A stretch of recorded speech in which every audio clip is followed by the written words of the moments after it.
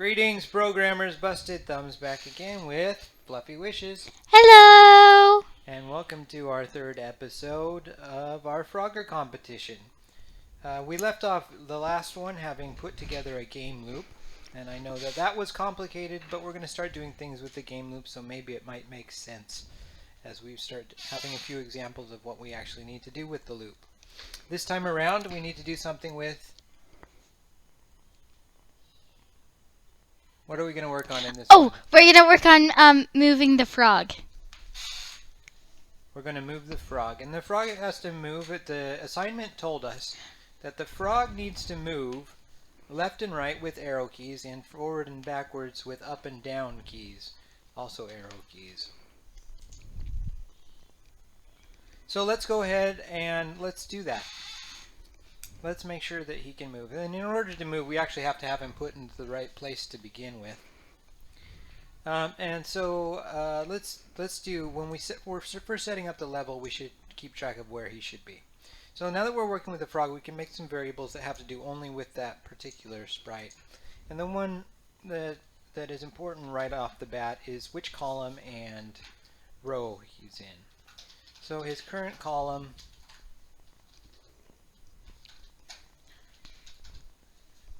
and we need to make another one for his current row.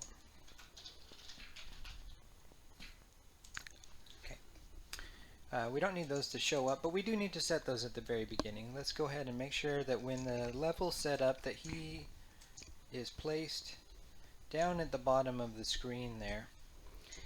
So the row, I like to count from 0.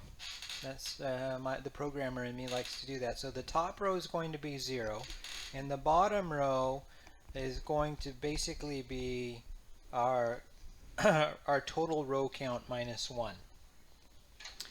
So our total row count minus 1 is, the total rows is going to be, first we have to add together the number of rows we have for cars to the number of rows, oops, it popped out of there, plus the number of rows we have for logs.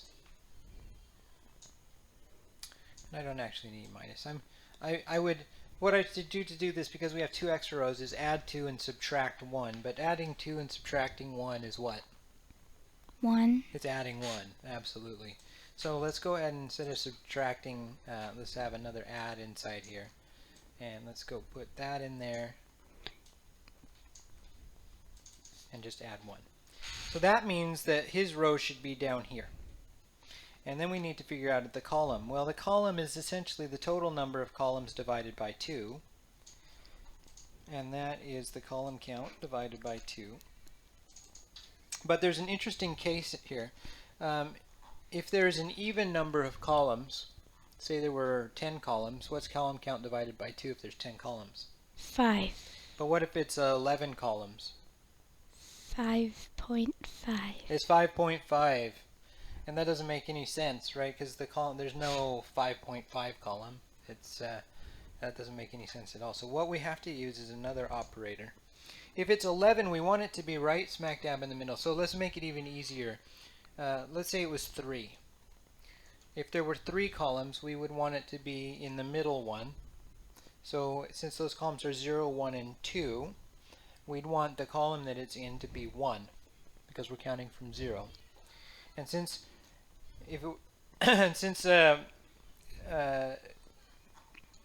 it's always going to be the half and taking off the 0.5 bit of that, there's an operator for that, and it's inside of this guy right here.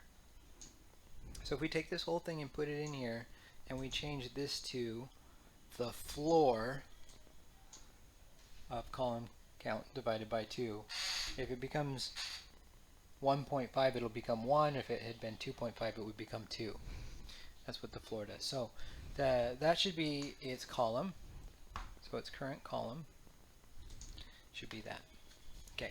And then I'm going to make a little block that actually says position frog on screen. So we're going to want to position the frog on the screen. And that will be based, right now it'll be based just around his current row and his current column. which means we need to set his x and y. We're going to set his x to something, we're going to set his y to something. And the math on this shouldn't be too bad. X is its position from over here, and so we're going to start at negative 240.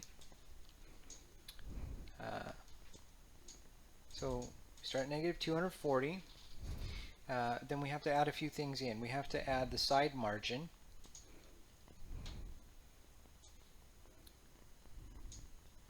And we have to add in the number of columns over that he is. So for every column, we want to go over the column width. So we'll add in a multiplication of his current column where is that? Current column times the column width. And so if he was at the 0th column, all the way over here, that would put him, if the column actually starts right where the side margin starts. And the way we've actually set our sprite up, if you look at the crosshair on the sprite, it's right in the middle there. So the one thing we have not going for us is he would be just right if that crosshair was over here on the left. But he needs to be right in the middle of that column. So there's one more thing we have to do when we're setting the x. We have to make sure that he slides over a half a column's width. So let's go ahead and add one more thing in here. Not only are we going over the current column, but we're actually going to go over the current column plus a half of a column. So let's go ahead and add the thing that we multiply here to be current column plus 0.5. Okay. And let's now figure out his y position. His y position is at the top of that column. So we can go ahead and just make that math a little bit easier. In this case, he's going to start at 180, and we're going to subtract off the amount. So first we have to subtract a margin. Which margin do we have to subtract off if we're starting from the top? The top margin. We get rid of the top margin first, and then we have to do the same thing we were doing here, which is to subtract off the number of rows that he is down. And we keep track of his rows with Current row. Current row. And how tall is a row? Row height. Oh. Row height. So we start at the very top, we come down the amount that is the top margin, and then we come down the row height number of times to get to the actual position. So the only thing that we're missing is to size the frog, if the frog was 100 pixels tall, then what we would size him to would be the size of the row height, basically. And since he's a little bit, I think we saw that he was about 80 pixels tall, but that's kind of close enough. So I'm just gonna size him up by setting his size. And is that in looks, or is it in motion? Where's the size? I forgot. Motion. Nope, it's right here. Oh, Set it's not? size. Okay, I was wrong. Let's go ahead and set his size right when we set up the level. And we'll just make it the row height. Percentage of what he is. And since we don't want him really just kind of kissing the top of the row, maybe let's just knock him down maybe a few pixels. So we're going to subtract out just a little bit more, so he's not quite at the top. Let's just add maybe 3 pixels into that. Okay? So now he'll be down about 3 pixels down from where that row should be, and he should be positioned right in the center. And he should be sized. This should now just happen. So let's go ahead and take a look at what goes on when we click play. Ooh, he's over too far. So we've done something. He looks to be about the right spot up and down, but he's definitely over too far. So let's see what we've done. Our data should tell us what it thinks his current column is. And it does think his current column is 6. So we take 204. Oh, you know what? We should start at negative 240. That's the problem. We should start at negative 240 and add to that. And there he is. He's kind of right in the middle where he should be. Does that seem about right? In fact, we kind of lucked out because we didn't actually measure where that purple thing should be, but it looks like it's pretty close to where it should be. Might be a little too high, but it's looking pretty close. So there's our frog. It's in the right position. We'll get back to this positioning the frog on the screen at a later time, because there's going to have to be more that we do with them. But now we need to keep track of the motion on the frog. And in order to do that, we need to know not only where he is, but where he's headed. And so let's make a variable about the direction, the jumping direction for our frog. Okay?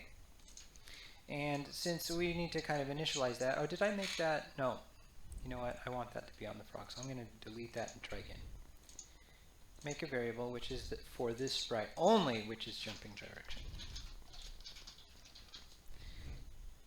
So what directions can the frog hit? Up, down, left, and right. Up, down, left, and right is absolutely correct. So there is another position, though, really, when we initialize the variables that we should set it to. And we can just set it to none.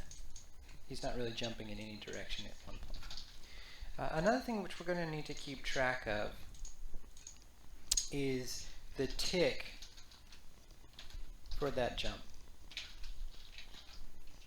What tick was it when we started the jump? That's what we're keeping track of with that. So let's go ahead and set that jump start tick, and I'm going to set that to a negative value to begin with. And then what that's going to just mean is that there isn't a tick that is having to take care of. And another interesting thing which we should keep track of is how many ticks it takes to do a jump. Ticks to jump. Since a tick is about 1/30th of a second, how long do we think it should take for him to jump? Half a second? 1/10 of a second? We don't really know. Half of a second, 1/3 of a, let's say it's 1/3 of a second. If it's 1/3 of a second, it would be 10 ticks to jump, right? How many ticks are in a second? 30. 30! We all know that 30 is the correct answer to almost everything. So that's the number of ticks it will take to jump. And then what we need to do is, let's kind of move all this over so it kind of fits at the top. What we need to do is start handling things for when keys are pressed. So when the left arrow, the up arrow is pressed, what we should do is check if the direction currently, the jumping direction, is none.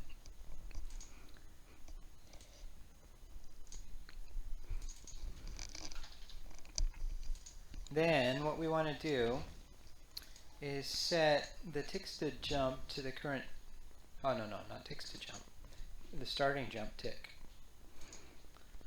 to the current tick, and set the jumping direction. If it's the up arrow, what's the direction? 90. Well, let's just call it up. Okay. But you're right, it could be a degree based. Okay. Well, we just need to know which of the 4 directions it's going. Okay? So that's all we need to do for now. We're going to have to do that 4 times. So let's duplicate that.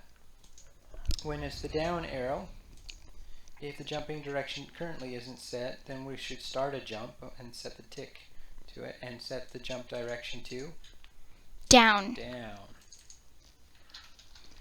Let's do that 2 more times. And in this case, the right arrow should be right. And let's do this one more time.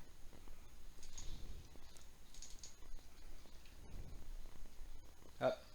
I'm going to set this to the left arrow and set that to left. Now, all of that is pretty inconsequential, so I'm going to drag it off where I don't have to see it very often. And you can do that by just dragging it over and then getting some scroll bars from scratch. And I'm just going to kind of put all that up off to the side. And what this is telling me now is that when I start handling the frog tick, then I'm going to need to keep a track of whether he should be jumping or not. And the easiest way for me to do this is simply to move the frog, have this position of the frog be not only where its original x should be, but also to where it should be based on based on the jump direction and how many ticks we are into this, right? So if it takes 10 ticks to jump, and we know that his position is this row and this column, and it's been 1 tick since that we learned that it's time to start jumping, then he should go up 1/10 of the way between the current position of his x and y and the next position of his x and y, if that makes any sense. Okay? So first of all, let's just test that this stuff is working a little bit. The only thing that should happen right now is that his jump direction should change when I click on him, and the jump start tick should change as well. Ticks to jump is not going to change ever, so I'm going to get rid of that. This is just going to be a quick test that'll see that if I press up, it indeed gets set to up, and if I hit it again, it says right, and I did it about 37 in, so just a little over after a second. So that seems to me like it's working. So I don't think we need to keep track of this stuff anymore. We'll make sure that we use those values when we're computing the position. So one of the things we're going to do is we're going to want to update whenever there's a tick, we're going to position the frog on the screen again. But now instead of just doing what we did here, setting the x and y to his current column x and y, then what we're going to do is update that based on the way he should be jumping. To do that, I think what I want to do is keep track of some variables of his starting x and y. So for this sprite, I'm going to say the jump start x and the jump start y.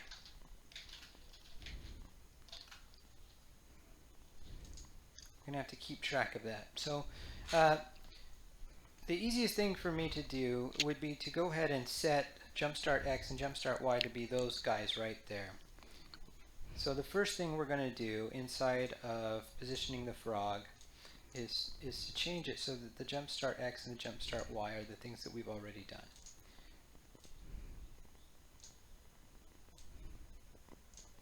And then basically I'm going to put an if then else inside of here that says if the direction is actually equal to none, then we'll just stick with what we did before. So if the direction that we're jumping is equal to none, then we just want to set the x and y to those jump start x and jump start y, because he's not jumping. However, we're going to have to do something else if it's something else than that. So if the jump direction is up, let's just handle that one case in the amount of time that we have left for this one.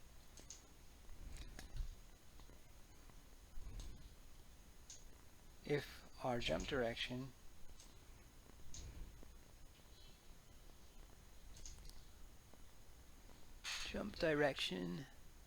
is equal to up, then the x is not going to change. It's going to be the same. So we're going to keep that x bit. But the y is going to be a little more complicated. We're going to have to take the y and we're going to have to subtract something off of it. Because when we go up, oh actually we add. When we go up in Scratch it's adding. So we take his jump start y and we add to that the amount that we need to go up, which is a column.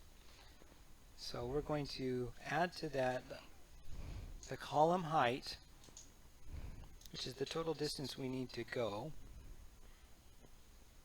Where's column height? Oh no, it's a row height, sorry. the row height, times the amount of ticks our current tick minus our jump start tick is how many ticks we've had to go, right? So so the amount we want to go is the total ticks it takes to jump